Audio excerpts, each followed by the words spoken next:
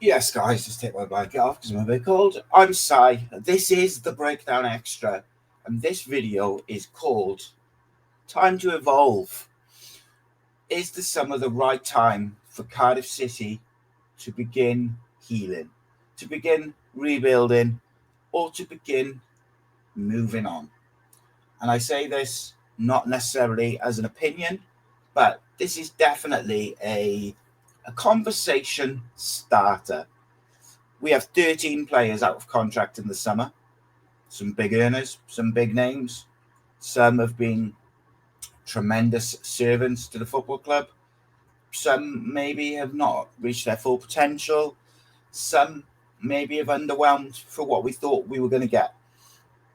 But with the financial situation that it is at the club, with the situation that it is on the pitch, is the summer the right time to move on, release some of these players, as hard as it could be, the difficult decisions, the emotional decisions in some cases? Is it the right time for the club to go, thank you very much, but we're moving in a different direction? We have heard a lot over the last year, 2 years, of these highly rated young players that we have within the academy system, the 23s, the 18s, and below. There is a whole host of talented young footballers coming through at the football club. Now, of course, you don't win anything with kids, the famous saying, but you also need to balance that with experience to help those young players reach their potential, along with good coaches, manager, etc. You have to have the structure in place within the football club, but also you need the structure within the dressing room. You cannot just chuck in a load of 25 kids under 25 and expect them to be able to cope with the trials and tribulations of being a professional footballer, particularly in the championship where it is so cutthroat and so up and down, where you could be on a 10-game winning run, play bottom of the league, and then you lose. It is just like that. It is such a difficult league, so you have to be aware of that when blooding these young players. However, we also need to move with the times, and I think in recent years football has changed.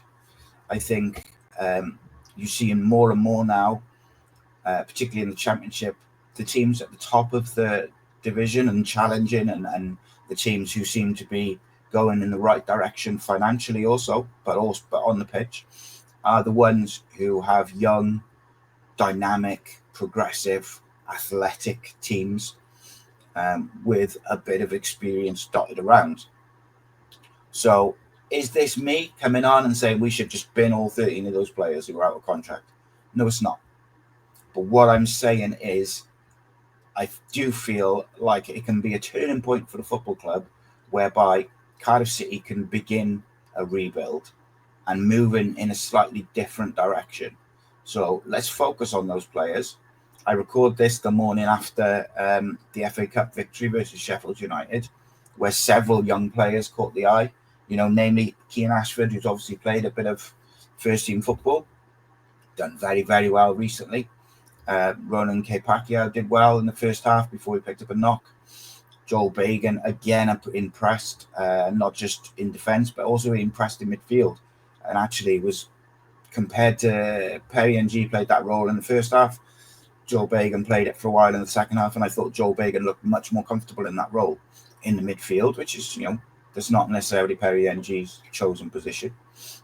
Jesper Darland and Will Fish at the back looked a real good partnership, which complemented each other well. Then you had the likes of Ollie Tanner, who you're obviously very familiar with, but he's very young. Keane Ashford, Ruben Colwell caught the eye again. And then you have the likes of Luke Pearce come on, Tom Davis come on, and looks so accomplished. Tom Davis is a real Rolls Royce of a defender. Every time I see him play, he just doesn't look phased. He can play fullback, he can play centre back, dare say he can play midfield as well. You've also got the likes of Joel Colwell out on loan, absolutely tearing it up at Cheltenham. You've got Raheem Conte out on loan, who caught the eye in the first team last year. And some fans were disappointed to see him go on loan because of how he caught the eye. Then you've got an 18-year-old centre-back in Dylan Lawler, who's already a regular for the 21s, and I believe is the captain. You've got Mafiko, you've got Twos, you've got Reindorf, who's currently out with an injury. Even a Tete, who I think is flattered to deceive in many metrics, in many ways. He looks technically a very good player. So you've got all these young players and this young talent, a lot of whom bleed blue. They want nothing more than to be successful for Cardiff City Football Club, nothing more than to represent the football club. You have 13 senior players out of contract in the summer. Is the time right to bring Joel Colwell, Dylan Lawler, Tom Davis, Louis Giles, Kip Pacquiao, Will Fish, Jesper Darland, obviously you've got Alex Robertson there. There's a whole host of names, Perrett. There's so many names that can go on and really be something for this football club. But my argument, probably for the last 18 months, has been you never know if they're ready if you don't give them opportunities. And what I will say is, in that 18-month period, under Errol Buller and now under Omar Risa, when they've been given the opportunity at first-team level, I can't think of many times they've looked out their depth. I can't think of many times that those players have looked like they're struggling. Now, on one hand, you might say, well, that's because the club has managed them well and they haven't just chucked them in, week out. They've kind of dipped them in and out. I take that argument. I accept that argument in many ways. But equally, there's a big chunk of them who are getting to an age now where they need to be playing first-team football. Joel Colwell will have had a full season playing men's football, and he's caught the eye. Now, is he a perfect partner to play alongside an Alex Robertson with Ruben just in front? And then you've also got the alternatives of David Turnbull, and I'm sure we'll see a midfield signing, as well as Twos and Perrett, Mafiko. There's so many to name. But in order for those young players to make the move into the first team, you have to make room. And that's when we get to the 13 players who are out of contract. And this will be, I think, somewhat controversial in many ways, because I think in some ways people will say, rightly or wrongly, you should give X, Y, and Z a contract for this reason or that reason. And I believe that there's some players there who I would give a contract. So I wanted to kind of go through them bit by bit. And I'm not necessarily saying this is my opinion and I stand by it and I cannot be moved. As I said at the start, it's more of a conversation starter. I do think I really like Jack Alnwick, and I think he's done very well this year. I think he was pretty shoddily treated by Errol Buller. I would like to see a younger keeper come in the summer. I would like to see, there's a couple of options, and we've got a couple of videos actually looking at some young goalkeepers who might potentially be options who could improve that position. The problem being, if you bring in a young keeper who's likely to be your number one, what do you do? Because Jack Alnwick's out of contract. And I think the majority of people would take Alnwick over Howverth. So do you move Howverth out, give Alnwick a contract, and then sign a young keeper to compete with Jack Alnwick? And by all accounts, Jack Alnwick has stood up to the scrutiny this year. He's been a bit of a leader. He was being captain, but he's had a few ropey periods, and I think there's elements of his game that I believe that overall we can improve. But I don't necessarily think the goalkeeper is like a massive issue that needs to be addressed in the side. So I probably am a bit on the fence with Jack Alnwick. I can see the argument to moving on and getting a younger keeper in, but I can also see the argument to perhaps allowing him to leave. As I say, it's a bit of a controversial one, that one. You move on to Dimitrios Goutas. Goutas has had a bit of a mixed Cardiff career. For the first season, he took a while to get going. Then he was good when they swapped sides with McGuinness. Then he was very, very good, and then he fell off a bit towards the end of the season, looked really rash and sure of himself on the ball. Then this season was really, really poor at the start of the season, made a lot of high-profile mistakes that cost us goals directly. And then when he came back into the side, absolutely almost faultless, has been superb. And I think, to me, when you've got a group of such talented centre-backs in Jesper Darland, Will Fish, Joel Bagan potentially, Dylan Lawler, Davis. There's a lot of young centre-backs there, a lot of defenders who are very young, very inexperienced within their championship careers. Having a Demetrius Gutas around, I think, can help them bed in and get used to the physical, the mental side of playing championship football week in, week out. So I think I would probably give him a year with an option for another year, depending on how things go, but with a clear plan that he's kind of there to bring in and bring through the likes of Fish, Lawler, help Darland settle and become into the leader that he looks like he could be. But I can definitely see I understand the argument that some people make that the age that he's at and things like that, you should be moving him on. But I can see the logic to keeping him around with the selection of young centre-backs that we have within the club. I think it makes sense to have an experienced centre-back there who can help them come into it. And particularly when you think that Callum Chambers seems, at least in the short term, to have made a move into midfield. So that's an interesting one. Following on from that, you've got Jamalu Collins. I'd be very, very surprised, if I'm honest, if Jamalu Collins hasn't moved on in January. I know there's been some issues behind the scenes. Hasn't been involved in the squads. I'm not even sure if he trains with the first team. I don't have that information. But I know there's been issues. Obviously started his Cardiff career great and then had a real serious injury. Came back, was all right, and it just hasn't worked out at the moment. And I would expect him to leave in January anyway. So I don't think you need to discuss the sort of contract side of that thing. Callum O'Dowda. So this one's a no-brainer for me, really. I think, he's not like mid-30s coming to the end of his career. He's a decent enough age.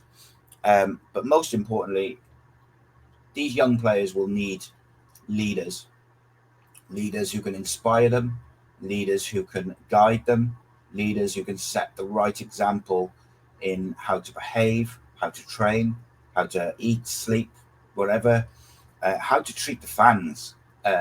Even when your performance has been bad or the team has been bad, you still, show your appreciation to the fans, particularly at away games. And Callum O'Dowda is an absolute shining example of what a leader should be. So for me, he absolutely would get a new contract and be a big part of that rebuild and bringing in these young players to regular first team football. He's going to have a big role to play in that, in my opinion. So again, as I said, he would be the guy that gets a contract for me as well. My screen is froze, which is always handy. So I'll bring up the list on my phone. Joe Rawls. So this is an extremely controversial one. I see so many people criticising Joe Rawls. He's this, he's that. What you can say about Joe Rawls is an absolute Cardiff City legend. 400 games for the club. Bleeds blue. Technically, such an excellent footballer, such a clever footballer, reads the game well, is very, very good at that side of the game. Has he lost a yard of pace? Yes, he has, 100%. And I 100% see the argument for moving on and focusing on a more young, dynamic midfield, more athletic midfield. I understand all those arguments. And I said at the start of this season, I didn't think he'd be a regular starter, but I felt he had a big role to play coming off the bench and certain situations, certain games whereby he can be an important cog for Cardiff City. So I'm a kind of I don't know what my personal opinion is on Joe Rall's contract, because he's on big wages, and if we go down, I think you've definitely got to have a conversation. And if we don't go down, the conversation is probably slightly different, in that the conversation is, right, is he going to play? Is he going to play well? Is he going to play regularly? Is he going to start regularly? Are the wages versus what he brings a good back and forth between the player and the club? He's had problems with fitness, so he's not fit every week anymore. Hasn't got the pace that he once had, but he is a very clever footballer, and I've got to say, over these last few years, he's really developed into a great leader.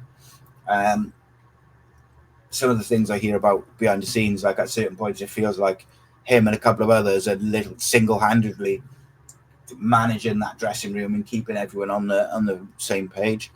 So I understand the argument from both sides. If the club decided to offer him a coaching role and move on from him as a player, I think I'd accept that. And if they offered him like a year with a year option as a player coach, or with the idea of going into coaching, but with the understanding that maybe he's not going to be a full-on starter week in, week out, I can kind of accept that as well. Although I question, when we've got a wage budget as high as we do, can you afford to pay someone that sort of wage, knowing that they're not going to feature week in, week out? And I don't know, like a squad player, essentially, it's a difficult one. And I guess it would depend on the conversations that they would have. I expect the club to give him a new contract, either way. Rhys, a player who for so long seemed to struggle to even get in the squad, let alone the team, and has not let anyone down this season. Has been superb in midfield, superb in at fullback, at wing back, and in fact, in my opinion, now he is our first choice right back, and rightly so. I think we have to have that competitive nature in the squad. And for me, I've said a few times recently, Perry NG has to earn his place back. In my opinion, on form, fitness, whatever, Rhys and K Pacquiao would be ahead in the pecking order at the moment. I would definitely give him another contract. I'd probably give him, again, a year with the option. And he's another fine example of a leader and someone who can help bring this young generation into the first team. And I think that's the important kind of differentiation I'm trying to make today when I'm talking about this in the summer, is I'm not just talking about the contracts of the players. I'm talking about getting this next generation of young players in the first team now, and having a clear plan of how to do it, how to utilize certain experienced players to do it, so that Cardiff City can feel the benefit of that for years to come. From one controversial to another, Aaron Ramsey. Look, I love Aaron Ramsey. I think if not for that leg break, he would have been one of the top 5 central midfielders in Europe in his peak. He's that talented. He's that good. I know that he must be absolutely devastated with how things have panned out since he rejoined the club. He'd have been so excited to come home and would have wanted to take us on in the right direction. And things just haven't quite worked out with his injuries. He's got them at the wrong time when he feels like he's getting a bit of momentum. He's shown what he can do and what he's capable of in small doses. For me, he's such a leader behind the scenes. He's got a clear plan to go into management and coaching. And I know some people will say, no, you've got to get rid of him because of his wages and this.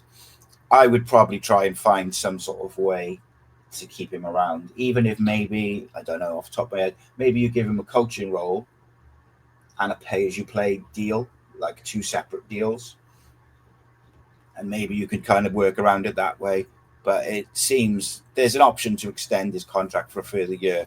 So maybe in some ways that makes more sense, just to trigger that additional year rather than negotiating something different. El Ghazi was really excited when El Ghazi came in, but I don't think he's managed to get up to speed. I don't know if there's been any issues with his attitude and things like that, but it seems strange that he's been bombed out of the squad and the team in recent weeks, and there's been a clear improvement in the attitude, mentality, and behaviour of the squad as a whole. So I probably wouldn't give him another deal. Matty, again, someone I was very excited to see come into the club. Always seemed to score against us. Had a real good championship record. Has never been able to replicate that goal-scoring form for in a blue shirt.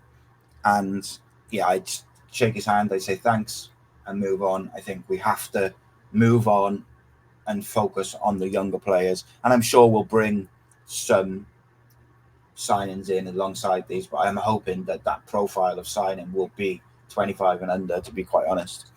Isaac Davis, such a bittersweet, difficult one this is, because my heart really wants to just say, yeah, of course, give him a 5-year contract. Let's build around him, because I think our system and way of playing suits him through the middle. Like, you look at Callum Robinson and how good we look with him at times. That could be Isaac. He's due back soon. I just hope that between his return date and the end of the season, he can stay fit and score goals. If he can do that, then I would give him a contract, simply because of his age and his potential. Kieran Tete, again, like I said, flattered to deceive so much. Technically excellent, has all the potential in the world, you feel. But I feel like we should have loaned him this year. I feel like we should have sent him out on loan, League One, let him get battered about a bit, play week in, week out, score some goals, because I think that's the one thing that's lacking from his game, is the physicality and the mental side of it, to be a bit tougher. But on the other side of things, he can't stay fit. So unfortunately, he's another that I'm probably shaking hands with and saying no thanks. Wilfred Kanga, the club's trying to negotiate him going back now, so don't expect that to be a discussion come the summer. And then finally, Callum Robinson. He's the Bluebirds' top scorer. We look a better team with him in it. His attitude and his renaissance since that first season under Errol Bullitt has been sensational to witness. And I got to say, I'm so pleased for him. He seems like a bubbly lad. He seems like a nice bloke. And you don't see that very often, where players fall out with a manager. There's questions about their attitude and their mentality and whatever. And you don't see him turn it around like he has very often. They normally end up leaving. With that being said, I think his wages are quite high. Well, high. We have to get the wage budget down. In my personal opinion, you can't imagine he's going to want to take a pay cut. If Cardiff were able to get Ricky J. Jones in January, I would contemplate letting Callum Robinson go. And it's nothing really to do with his football inside of his game, because I actually think we look a better team with him. Unfortunately, his wages are real high, and we've got to get that wage budget down. He's not someone I particularly want to let go, but I would certainly contemplate it from the financial side. But if you're talking purely football decisions and you haven't got to consider the financial side, then I think he gets a new contract and deserves a new contract. It's one of them. It's an exciting time for Cardiff City fans in many ways. We've got this young influx of players, and next summer, or this summer, will be a real interesting discussion, because I'm sure there'll be people who say, loan them. But there'll also be people who are saying, no, the time is right. The time is now. Play them, let them grow together as a team, and watch them fly. Keep the faith, my friends, and we'll be back tomorrow with the 1927 pod. Take it easy.